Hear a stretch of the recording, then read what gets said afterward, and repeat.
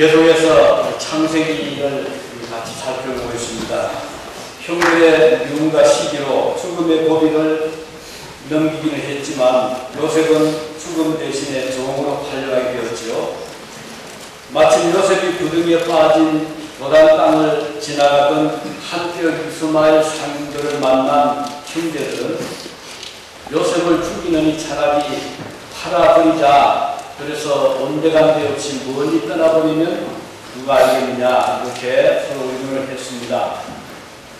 요셉을 산 이스마엘 사람들은 얼마 이익을 남기고 애굽으로 데리고 가서 애굽의 시위대장으로 고위관으로 있던 이 보디발이라고 하는 고관의 집에 종으로 팔았습니다. 그는 바로의 신하였고 요즘 같으면은 경고 실장 정도 아마 그런 일을 하고 있었던 막강한 권력의 소유자였습니다.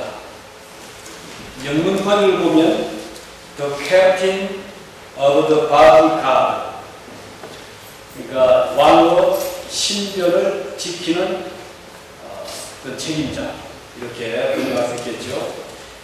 그는 바로를 가까이 모시는 사람으로서 바로의 수족과 같은 사람이기도 합니다. 왕의 안전을 책임을 진 사람인 만큼 그에게는 막강한 권력이 주어져 있었습니다. 그리고 병력이 주어졌고 상당한 재정적인 후원도 그에게 되었을 것을 추정을 할 수 있습니다. 왕을 만나려면 먼저 이 바디가드를 통해서 만나야 되었던 만큼 그의 눈에 거슬리는 사람은 왕을 아련할 길이 막히고 말죠. 그런 만큼 이 보디발의 집은 왕궁 다음으로 화려하고 경비도 심했을 것으로 생각이 됩니다. 많은 시종들이 그 집을 지키고 있었을 것입니다. 그 종들 중에 한 사람으로 새로 막 들어온 사람이 요셉인데 아직 나이가 20도 안 된 그런 애띤 소년이었습니다. 그런데 우리 성경에 보면 사람들을 소개할 때 되게 나이가 별로 없거든요. 근데 요셉은 놀랍게도 몇 번에 걸쳐 나이를 말합니다. 그래서 집에서 요셉이 형들에게 팔릴 때 나이가 17세라고 했거든요. 아주 어린 나이에 집을 떠나고 먼 외국으로 팔려가게 되었습니다. 멀리 가나안 땅에서 팔려온 소년에게 관심을 가진 자는 별로 없었을 것입니다. 그는 아무 힘없는 한 종에 불과했던 사람이었죠. 생사건도 주인 보디발 손에 있었던 그야말로 노비와 같은 사람이었습니다. 어린 시절 아버지의 사랑을 독차지하면서 애지중지하던 요셉에게는 너무나 가혹한 시련이기도 했고 또 감당하기 어려운 과정이 아닐 수 없었습니다. 왕자같이 좋은 의복을 입었고 평안하게 살았던 그에게는 매우 아주 급격한 환경의 변화를 맞이하게 된 거죠. 그러나 놀라운 것은 요셉이 이런 경우에도 절망했거나 또 삶을 포기하지 않았던 사실. 요즘에 우리 아이들이 너무 힘들어서 스스로 목숨을 던질 경우들이 참 많은데 요셉을 보면 요셉만큼 어려웠겠습니까? 하지만 그는 한 번도 높은 데서 뛰어내리거나 목숨을 포기하지를 않았습니다. 애굽으로 내려간 요셉, 창세기 39장 2절에서 4절 보면 이렇게 기록이 되어 있습니다. 여호와께서 요셉과 함께 하심으로 그가 형통한 자가 되어 그 주인 애굽 사람 집에 있으니 그 주인이 여호와께서 그와 함께 하심을 보고 또 여호와께서 그의 범사에 형통케 하심을 보았더라. 요셉이 그 주인에게 은혜를 입어 섬기네 그가 요셉으로 가진 총무를 삼고 자기 소유를 다 그 손에 위임했다. 이런 기록이 나오거든요. 나이도 어린 20도 안 된 청년이고 이제 막 들어온 요셉에게 이 주인이 무엇을 보고 가정의 모든 권한을 그에게 맡길 수가 있었을까요? 만약 여러분들이 어떤 사업을 운영할 때 어떤 사원에게 재정권을 맡기려고 하면 어떤 사람을 맡기겠습니까? 우선 신분이 확실해야 돼요. 정직해야 돼요. 성실해야 되고 자기의 책임을 질 줄 아는 사람이 아니겠습니까? 그렇다면 보디발의 눈에 비친 요셉은 이런 모든 것을 충족했던 것으로 볼 수가 있는데 바로 그것이 하나님의 은혜임을 알 수가 있는 것입니다. 애굽으로 내려간 요셉은 하나님께서 함께 동행하신 삶을 살았다. 이렇게 오늘 이 말씀에서 언급하고 있거든요.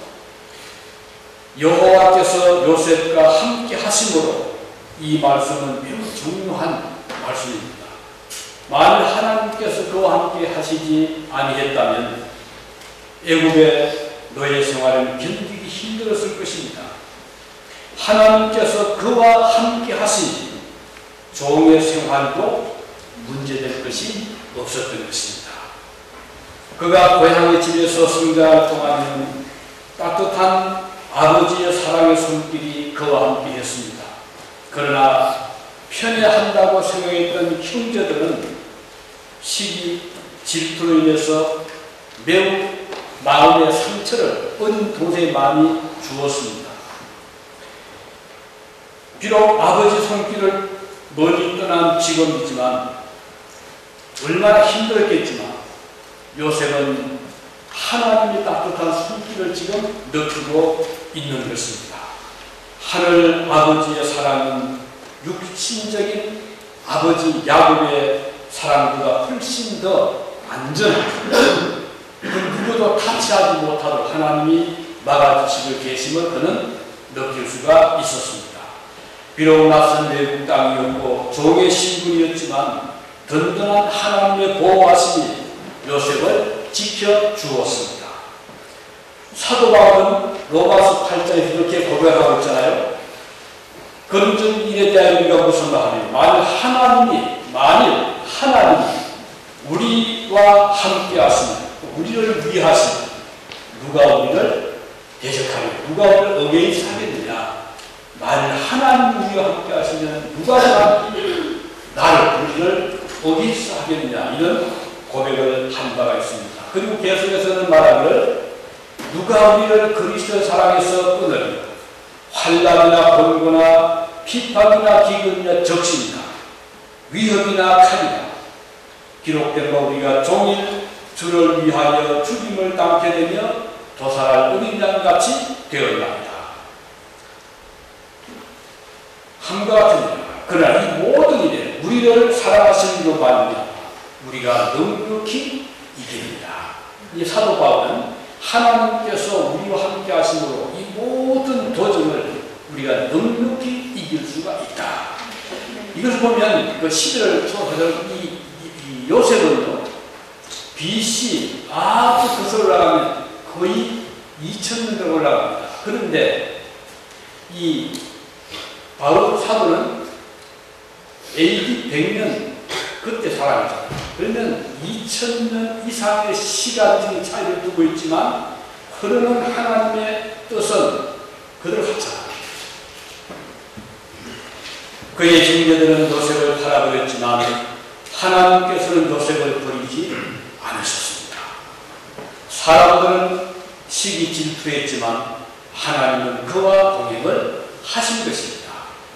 그 결과 주인 보디발 집에 비친 요셉은 너무나 듬직했어요. 그래서 나이를 초월하고 그의 경험을 초월해서 모든 것을 바뀔 수가 있었던 것입니다. 창세기 39장 3절에 보면 그 주인이 여호와께서 그와 함께 하심을 보며 또 여호와께서 그의 범사에 형통케 하심을 보았더라.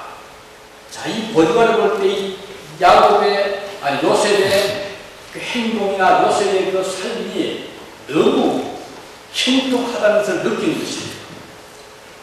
가정 총무를 삼았고 일을 맡겨보니 마음에 들도록이를 잘 처리해 나갔던 것입니다. 요셉이 그 주인에게 은혜를 입어 섬기며 그가 요셉으로 가정 총리를 삼고 자기 소유를 다 그 손에 위임하니 이렇게 기록되고 있잖아요.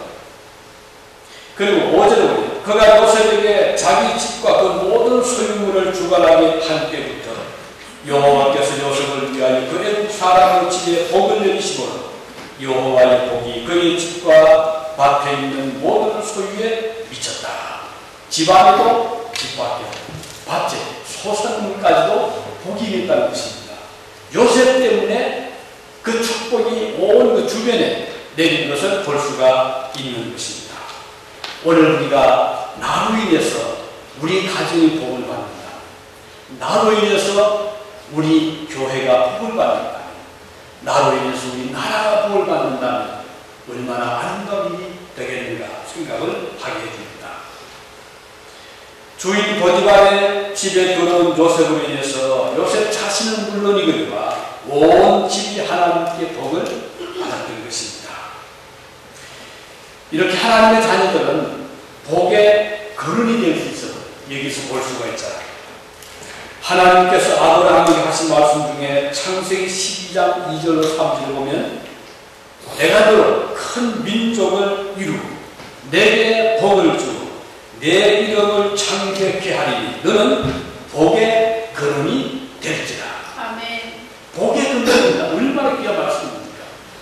왜 이 집구석에 복이 없나 이렇게 탓할 게 아니라 나로 인해서 우리 집이 복의 원천이 된다고 하면 이것은 놀라운 역사이죠. 그리고 3절에 보면 너를 축복하는 자에게는 내가 복을 내리고 자, 아브라함에게 복을 빌어주는 자에게 하나님이 그 사람에게도 복을 주신다고 해서 왜? 하나님은 아브라함을 사랑하십니다. 아멘. 너를 저주하는 자에게는 아브라함을 보고 저주하고 욕을 하는 자에게는 내가 그 사람도 저주하겠다. 이렇게 말씀하셨습니다. 그리고 땅의 모든 족속 너를 인하여 복을 얻을 것이다. 아멘. 자, 땅의 모든 족속이 나로 인해서 복을 받는다면 이것은 엄청난 축복이잖아요. 얼마나 아름다운 일입니까? 하나님의 백성은 그런 의미에서 그 시대의 축복의 셈이 되어야 되는 것입니다. 아멘. 주님의 자녀들로 인하여 세상에 함께 복을 받을 수가 있기 때문입니다. 아멘. 자, 소돔과 고모라서 우리가 많이 듣잖아요. 그 성이 왜 멸망했습니까? 물론 성민들이 악했습니다. 하지만 결정적인 이유는 그 성에 하나님이 기뻐하시는 의인 10사람이 없었기 때문이었어요. 만일에 그 성에 하나님을 공경하고 하나님을 사랑하시는 의인 10사람이 있었다면 그 성에 수백 명의 성민들은 안전하게 생명을 건질 수가 있었을 것입니다. 주님의 자녀로 인해서 복을 받을 수가 있다는 것 우리는 마음속에 깊이 새겨야 되겠습니다. 내가 하는 일에 주님이 축복하시기를 나로 인해서 우리 지역이 우리 사회가 유진 지역이 복이 되기를 우리는 기도해야 되겠습니다. 아멘. 하나님께서 함께 하시는 자녀로 인해서 가정 당대뿐 아니라 그 후손들까지 복을 받는다고 했습니다. 나라가 복을 받습니다. 오늘 우리의 삶은 매우 큰 것입니다. 세상을 탓하고 시대를 원망하며 사는 자들이 아니라 나로 인해서 이 세상이 밝아지고 축복이 받다면 그는 성도의 사명을 다하는 자라고 했습니다. 너희는 세상에 빛이 없죠? 빛은 자기를 위해 비추지 않습니다. 빛은 항상 반사잖아요. 남을 위해서. 마치 우리는 이 세상에 남을 위해서 밝음을 주는 빛이라고 말씀을 하셨습니다.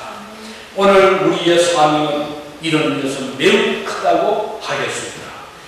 애굽으로 내려간 것을 이렇게 애굽에서 하나님의 동행하심을 보았다는 것이고 또 한 가지 특징은 하나님 축복하고 오늘 특징은 하나님이 요셉과 함께 걸어갔다. 하나님과 요셉과 하나님이 함께 하셨다. 동행하셨다. 하나님께서 동행하시는 삶을 살아가는 요셉은 승승장구했잖아요. 집에 들어온 지 얼마 되지 않은 요셉에게 주인은 모든 소유를 맡겼습니다. 중요한 창고였어도 말이에요. 그리고 관리하게 했잖아요. 그만큼 그는 신뢰를 얻었습니다.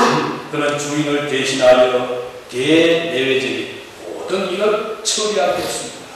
이렇게 그가 주인의 신뢰를 받고 중요한 일을 할 수 있게 된 배경은 바로 요셉 자신이 아니라 요셉의 뒤를 서포트해주는, 받쳐주고 있는 하나님이셨습니다. 하나님께서 함께 하실 때 만사가 형통하게 되었던 것입니다. 그러나 요셉 자신에게는 여러 가지 인간이 겪을 수 있는 그런 시련, 연단, 고난, 고통이 끊임없이 밀물 쓴 것처럼 요셉을 두들겼거든요. 요셉의 뒤에서 서포트하는 하나님은 변함이 없었지만 요셉 자신은 신이 아니잖아요. 그는 천사가 아닙니다. 우리와 똑같은 인간이기 때문에 우리의 감정, 우리의 희노애락의 생각을 다 가지고 있었기 때문에 요셉은 끊임없이 애국이라는 세상에서 그 세상의 여러 가지 바람을 피할 수는 없었던 것입니다. 사단이 그를 편하게 놓아주지 않았어요. 억울한 누명을 쓰게 했죠. 감옥에 갇히는 신세가 된 것입니다. 그러나 이 감옥이 요셉을 연단시키고 훈련시킬 장소인 것은 자기는 몰랐어요. 그래서 요셉은 꿈을 해석해준 관리에게 요청했잖아요. 나가시거든 저를 좀 이야기해서 감옥에서 나가게 해주십시오. 이걸 보면 요셉도 참 힘들 것 같아요. 그렇지만 우리가 전체를 보면 요셉이 감옥에 들어갔기 때문에 사실은 훨씬 더 이 세상적으로 볼 때 출세, 세상으로 드러나는 기회가 된 것을 여기서 볼 수가 있는 것입니다. 감옥에서 그런 기적을 체험하는데 창세기 39장 20절로 23절에 보면 이에 요셉이 주인이 그를 잡아오게 넣으니 그 옥은 왕의 죄수를 가두는 곳이었더라. 요셉이 옥에 갇혔으나 그리고 22절에 저는 간수입니다. 저 간수가 옥중 죄수를 다 요셉의 손에 맡기고 그 재반 사물을 요셉이 처리하고 보세요. 자세한 내용은 기록되어 있지 않지만 보디발의 집에서도 요셉은 그 집을 안에 총무가 돼서 재산도 관리하고 종들도 관리하는 그 일을 맡았는데 감옥에 들어가서도 얼마 안 돼서 간수가 막 출시해보니 요셉은 보통 사람이거든요. 그 스마트한 분의 정확한 판단력 그리고 정직성 도저히 감옥에 들어올 사람이 아니거든요. 간수가 이것을 보았어요. 그래서 감옥 속에 이런 골치 아픈 일 많잖아요. 죄수들 반란이나 여러 가지 불평들, 위험한 그런 일들까지 포함해서 요셉에게 일을 맡긴 거예요. 그랬더니 요셉이 그 일을 잘 처리하는 거예요. 죄수들 불만도 들어주고 어려운 것도 해결해주고 요셉은 감옥에 들어가서도 보통 사람 이상으로 또 역할을 맡게 된 것입니다. 그가 감옥 밖에서 일을 할 때 집안의 모든 재산을 관리하는 청지 역할을 하더니 지금은 장성한 감옥에 옮겼을 뿐 중요한 모든 일들이 요셉에게 다시 일인이 된 것입니다. 만일 요셉이 간수의 눈에 차지 않았다면 원망하고 불평만 터뜨렸다면 간수는 어떻게 했겠어요? 절대로 요셉을 세울 리가 없잖아요. 그렇지만 간수의 눈에 비친 요셉의 모습은 사람을 속이거나 해치는 죄수가 아니라 성자의 모습이었어요. 왜 이렇게 보였을까요? 그 비결은 창세기 39장 21절에 나옵니다. 여기 보면 여호와께서 요셉과 함께 하시고 그에게 인자를 더하사 전옥의 간수에게 은혜를 받게 하시네. 이겁니다. 감옥에 들어갔을 때도 하나님이 그와 함께 하시니까 이 요셉의 삶이 돋보이게 되는 거예요. 빛이 나게 되는 거고 간수가 올 때 그를 울보게 되는 것입니다. 요셉은 감옥에 있으면서 함께 죄수로 있던 두 사람의 꿈을 해석해 주게 되고 그 꿈이 신기하게도 요셉의 해석대로 그대로 이루어지는 거예요. 한 간수는 술 같은 간인데, 이 사람은 또, 이 포도 세 줄기가 나오는데, 그 포도가 열렸어. 그래서 이 간수 꿈에서 그 포도를 따다가 바로 이 잔에 담아서 그 적은 왕에게 드렸다. 그런 꿈을 꾸었거든요. 이게 무슨 뜻인지 모르는 거예요. 그 말을 듣고 요셉이 해석을 했죠. 새 줄기라는 것은, 새싹이라는 것은 사흘을 의미합니다. 앞으로 사흘 후에 당신은 옛날처럼 왕국을 시종들면서 포도주를 잘 컵에 또는 잔에 담아서 왕에게 드리는 그 권리 회복이 올 겁니다. 이렇게 해석해 줬는데 정말 사흘 만에 그대로 이루어졌거든요. 놀라지 않을 수 없죠. 이걸 보고 또 뜬막튼 가늠이 또 그 같이 감옥에 있었거든요. 이 사람도 또 그 요셉에게 좋은 말을 들을까 싶어서 나도 그걸 굽는데 또 광준의 세 개가 내버리는 제일 위에 흰 굵은 떡이 있는데 새들이 쪼아먹은 그걸 굽습니다. 이랬거든요. 요셉이 해석을 했죠. 새 광준의 사흘입니다. 앞으로 사흘 후에 당신에게 불행하게도 당신이 나무에 달리게 될 것이고 당신의 시체를 새들이 쪼아먹을 것입니다. 이건 아주 끔찍한 예언입니다. 이거 보면 요셉이 무조건 립석이 상기한 것이 아니고 여러 해석을 하는 거예요. 그런데 사흘이 지나서 그날이 마침 바로의 생일날이었어요. 그 바로왕이 이제 잔치를 베풀면서 요셉의 해석대로 술을 맡았던 가늠은 사면을 시켜서 다시 원상 복귀를 해줘요.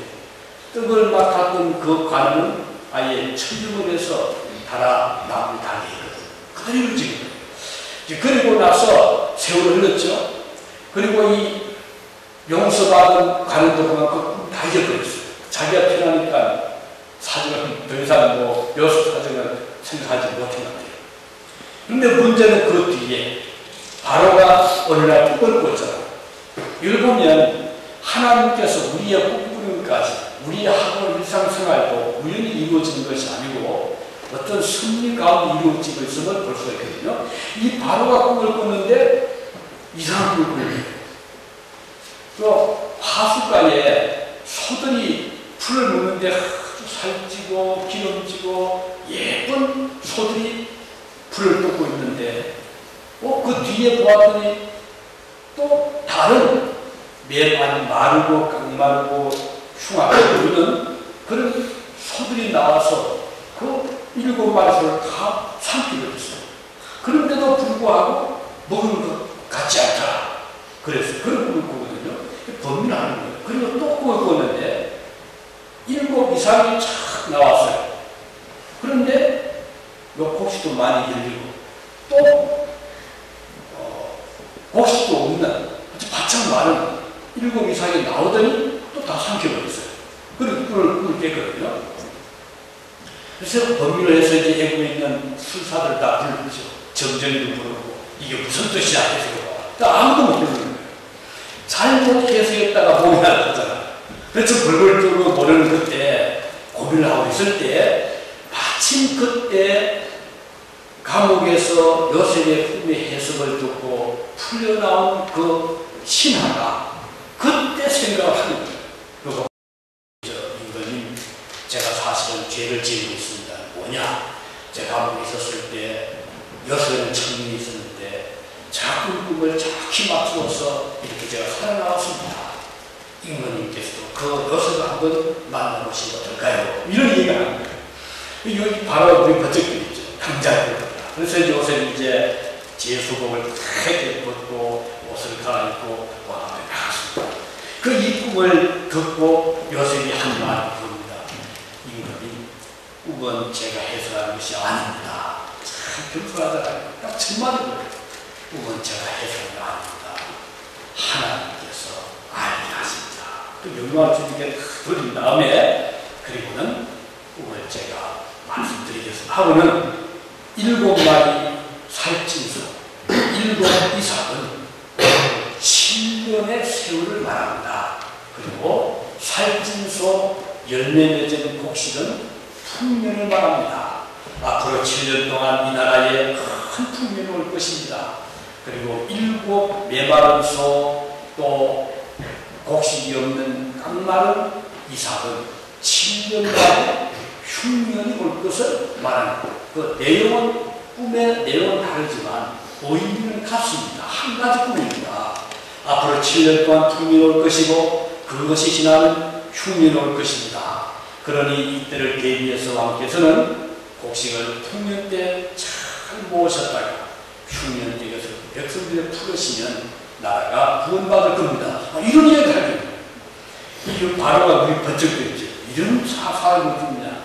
그 신학을 다 모으고는 지금까지 보니 이런 사람이 없다. 그래서 이 사람을 총리로 세우겠다 해서 이 요셉이 애굽의 총리로 발탁이 되는 거예요. 참 놀라운 데라죠. 이걸 보면 요셉이 내려갈 대로 내려간 것처럼 보이고 이제는 망한 것처럼 감옥까지 내려갔지만 오히려 그곳에서 바로를 만나는 그런 기회를 잡게 되고 그리고 총리가 되는 이런 놀라운 변화를 보게 되고 있습니다. 이렇게 해서 이제 요셉이 총리가 되겠잖아요. 우리 여기서 하나님께서 동행하시면 감옥도 외국 타향도 상관이 없을 보게 됩니다. 문제는 누가 나와주냐 합니다. 여러분 주변에 누가 있습니까? 여러분 가까운 친구가 누굽니까? 한번 생각해 보시오. 내가 제일 친한 친구가 누군가? 가까운 주변에 나랑 만나기 편하고 내가 보고 싶은 사람 누구인가? 만일에 그 사람이 문학가라. 나는 문인의 소질이 있을 수 있다고 볼 수가 있잖아요. 그가 만일에 재벌가라면 나도 어떤 사업가적인 길이 있을 수 있습니다. 만일에 그가 전혀 다른 가령 예를 들면 그 사람은 아주 이 세상에서 모여서 놀기 좋아하고 또 여행 좋아하고 이 낙천가 될 수 있고요. 그러나 중요한 것은 내 주변 사람들이 무신론자냐 유신론자냐 이걸 따지 볼 필요가 있는 것입니다. 하나님도 없고 내세도 없고 영생도 없는 사람들이 내 주변을 딱 퍼지니까는 나는 어떤 사람일까요? 물론 나는 독보적인 정도로 나는 그래도 믿음을 지킬 수 있다 할 수 있겠지만 대부분 경우는 나도 어쩌면 그들처럼 무신론자일 가능성이 많습니다. 이게 소통하니까요. 만약 주변에 사람들이 하나님을 사랑하고 주님을 공경하고 경건히 사는 사람들이 내 앞뒤에 있다면 나도 그와 같은 자가 될 수 있다는 것을 잘 우리가 생각할 수 있거든요. 이 끼리끼리 논다는 말이 있잖아요. 우리가 서로 통하는 마음이 있거든요. 왠지 통해요. 왜? 그래서 우리가 기독 신자를 만나면 참 편하잖아요. 어디 가더라도 제가 집사입니다. 그렇습니까? 저도 집사입니다. 그 바로 마음이 통하잖아요. 서로 이 마음의 그 어떤 소통이 되거든요. 그래서 우리가 나와 동행하는 좋은 친구 누구일까요? 예수 그리스도. 그분을 인생의 관리자로 붙잡고 계시면 이것처럼 좋은 일 없습니다. 내가 감옥에 가든 애국에 가든 타향에 가든 주님이 나와 함께 하시면 이것은 바로 그것이 천국이 될 수 있는 것이고 하나님 역사를 볼 수 있게 되는 것이에요. 우리 학생들 부모님 따라 멀리 와서 수고 많이 하시는데 가까이 우리 주님을 친구로 삼고 열심히 믿음으로 살아가기 바랍니다. 열심히 되기를 준비하시기를 바라는 것입니다. 저희 요셉이 총리가 되었잖아요. 만일 요셉이 자격이 없었다면 명목상 이런 말의 총리라면 별 의미가 없습니다. 전에 총리, 지금 총리라 거의 그렇기 때문에 곤란하죠. 지금 미국에 오바마하고 럼니하고 지금 디베이트 한차하고 1차 디베이트 했는데 두 사람이 내놓는 공약을 비교도 하고 디사이드 못한 사람들이 덕분은 나는 마음을 정했다 이런 기대를 하고 하는데 이번에 1차 디베이트 별 그렇단 어떤 소재가 없었던 것 같아요. 계속 럼니는 경제 가지고 막 공격을 하더라고요. 이제 대통령은 방어에 정신이 없었는데 어쨌든 이제 국민들은 뭔가 좀 희망을 가지길 바라잖아요.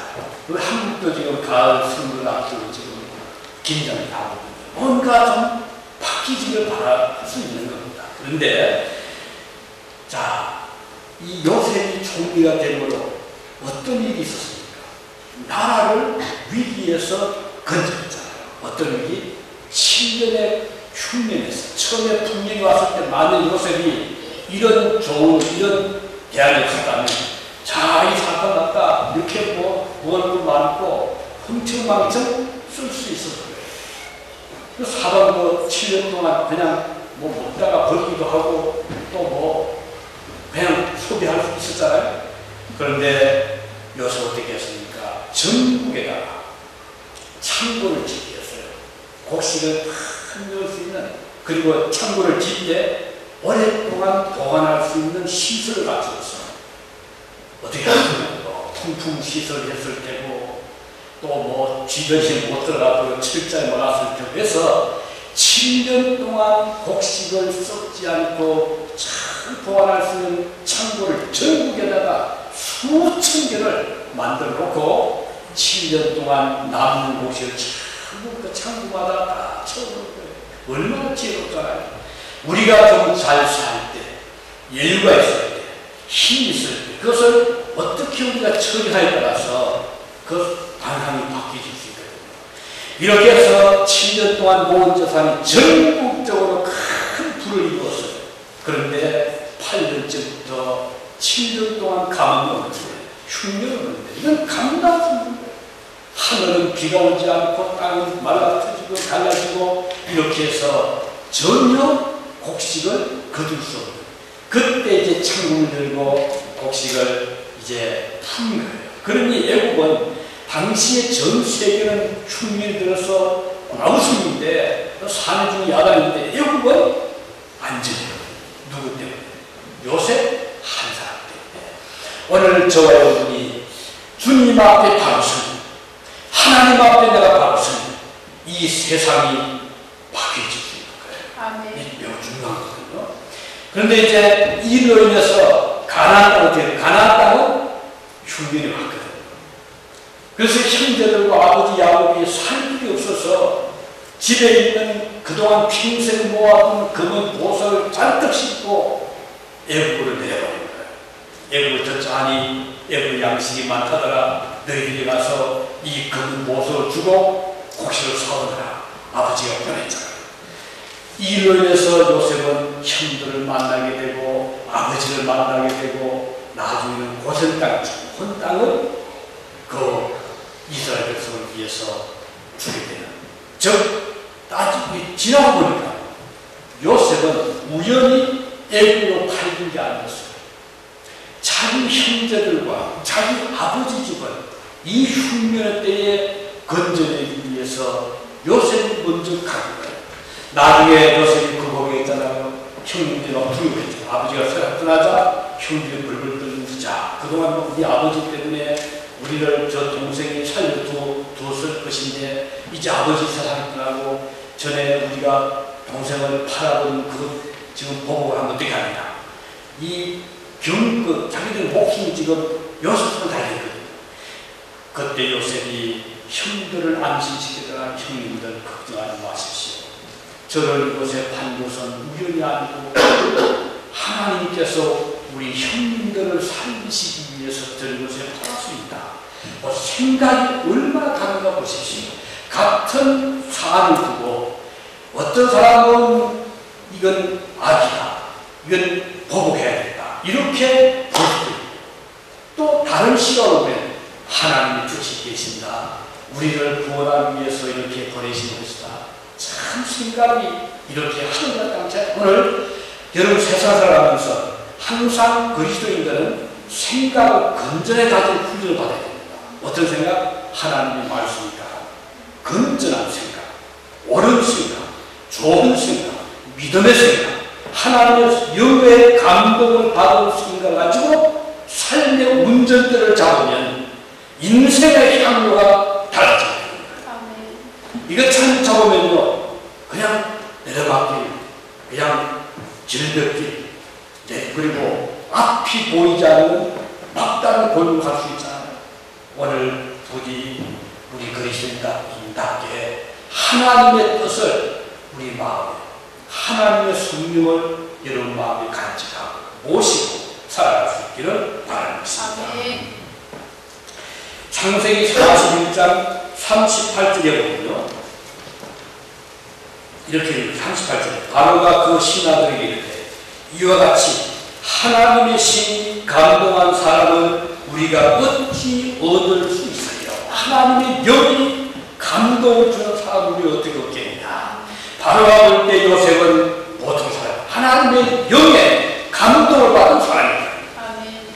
그래서 그를 세워서 이 어려울 때 나라를 구하게 한 것입니다. 우리 주님께서 약속했지요. 요한복음 14장 16절에 보면 내가 아버지께 구하겠으니 그가 또 다른 보혜사를 너희에게 주사 영원토록 너희와 함께 있게 하시니. 아멘. 우리 예수께서 분명히 약속했습니다. 다른 보혜사를 주겠다. 보혜사 성령이 위로자 성령이잖아요. 그렇다면 오늘 예외 없이 믿음의 사람들은 이 하나님의 성령을 모실 수 있는 자들입니다. 우리가 오늘 기도원에 가야만 성령 받는 것이 아닙니다. 하나님께 약속하셨거든요. 너희가 믿고 구하면 내가 채워주겠다. 아멘. 내가 보내주겠다. 약속하셨어요. 그렇다면 오늘 나라에서 성령을 모시지 못하는 부분이 있어요. 우리가 주님 앞에 얘기하고 하나님 앞에 믿음으로 구하면 하나님은 우리의 마음속에 이슬 같은 뜨거운 불과 같은 성령님을 보내주실 것입니다. 아멘.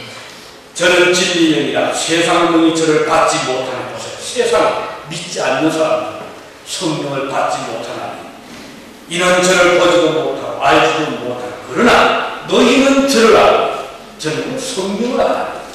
저는 너희와 함께 거하시며 또 너희 속에 계시겠습니다. 하나님의 성령이 함께 하신 사람은요 삶이 다릅니다. 왜요? 그분과 교제하고 어려울 때 그분 붙잡습니다. 성령이 없는 사람 어려운 누구 붙잡아요? 세상 붙잡고 친구를 붙잡고 사람 붙잡고 그러나 성령을 모신 사람은 주님을 붙잡는 거예요. 이게 다른 거거든요. 주님과 교제하고 하나님의 음성을 듣고 위로를 받고 거기서 해결점을 찾게 되는 것입니다. 이렇게 애굽에 내려간 요셉 나라를 구하는 위대한 사역을 감당했습니다. 요셉의 큰 업적이었어요. 나라를 위해서 건져내었습니다. 그뿐입니까? 자기 형제를 건져냈잖아요. 자기 아버지를 구원했잖아요. 이렇게 애굽에 살았지만 그는 하나님의 나라를 그곳에다 이제 건설했고 세워놨어요. 오늘 저 여러분이 사는 곳이 어디입니까? 세상입니다. 이 세상은 어떤 것이에요? 온갖 제약이 난무하는 세상. 미국 마찬가지입니다. 유럽 마찬가지입니다. 아시아 마찬가지입니다. 어디든지 인간이 사는 곳은 인간들이 저지른 모든 죄들이 있는 곳입니다. 그런데 그곳에 하나님의 백성이 들어간다면 달라져요. 밝은 빛이 납니다. 성령의 음성을 듣게 됩니다. 하나님께서 역사하시기 때문에 우리는 무진 지역에 이런 삶을 가지고 왔습니다. 그래서 우리 그냥 위해서 뭐 어떻게 한 세상 살겠다 그게 아니죠. 하나님이 나를 이곳에 보낸 의미가 분명히 있다. 그리고 우리 학생들은 나를 유진 이 유혹을 받는 목적이 있다고 믿고 기도하고 의지하는 그 학생들 주님이 반드시 붙잡고 역사하게 하실 것입니다. 그래서 우리가 선교 역사를 보면요 위대한 선교 역사가 대학에서 많이 났어요. 캠퍼스의 학생들이 방과 후에 모여서 3, 4, 5장을 지어 기도했던 그런 학생들을 통해서 위대한 선교사들이 많이 배출되었습니다. 휘턴 대학 아시죠? 기독교 학교, 빌리그레나 학교 지금도 얼마나 뜨겁게 기도하는지 모릅니다. 그 도시가 그 마을 전체가 아직 지금도 술을 팔지 않잖아요. 그 전통이 있는 것이에요. 대학을 우리가 무시해서 안 됩니다. 그곳에 역사에 줄 수 있는 것이고 그리고 비록 적은 소도시지만 유지는 오늘 우리들의 삶의 현장입니다. 그래서 우리 여기에서 하나님의 큰 뜻을 이루어 나가기를 진심으로 바라는 것입니다. 사도 바울이 고백했습니다. 고린도전 15장 10절에 보면 너희가 나의 나된 것은 하나님의 은혜로 된 것입니다. 내게 주신 그의 은혜가 헛되지 아니하니 내가 모든 사도보다 더 많이 수고해서라. 내가 하는 것이 아니 오직 나와 함께 하신 하나님의 은혜다. 하나님의 은혜로 사도 바울은 그의 삶을 감당했습니다. 하나님께서 요셉을 이렇게 높여주셨습니다. 그리고 그를 훌륭한 총리로서 일을 하게 하신 것입니다. 우리는 여기에서 요셉을 통해 계시해 주신 메시아의 구원 사역을 내어다보게 됩니다. 예수 그리스도는 요셉처럼 한때 내어 쫓김을 당하셨고 종처럼 연한 순처럼 이 땅에 오셨지만 그는 나라를 건져내고 그의 백성들을 구원해 내신 위대한 사역을 감당해 주셨습니다. 그가 아니었다면 이 세상에는 구원의 희망이 없었습니다.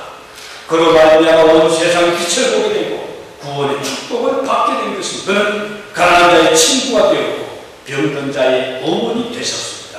죄인의 구주가 되셨습니다. 누구든지 그분에게 나오기만 하면 구원을 받고 절대로 외면을 당하지 않았습니다. 애굽에 내려간 요셉으로 살고 무엄한 것이 아니었죠. 그가 애굽에 내려감으로 나라를 위기에서 건져내었고 그가 애굽에 내려감으로 그의 가정을 이스라엘 건져내었습니다. 비록 형제들은 그를 배척하고 팔아버렸지만 하나님께서는 그 요셉을 통하여 그 민족을 구원해 내신 것입니다. 오늘 저희는 이런 소중한 사명을 지워서 애국 같은 이 세상에 보내주셨습니다. 한대 개인의 영달을 위해서 살기 힘쓴다면 요셉의 형제들과 다를 바가 없을 것입니다.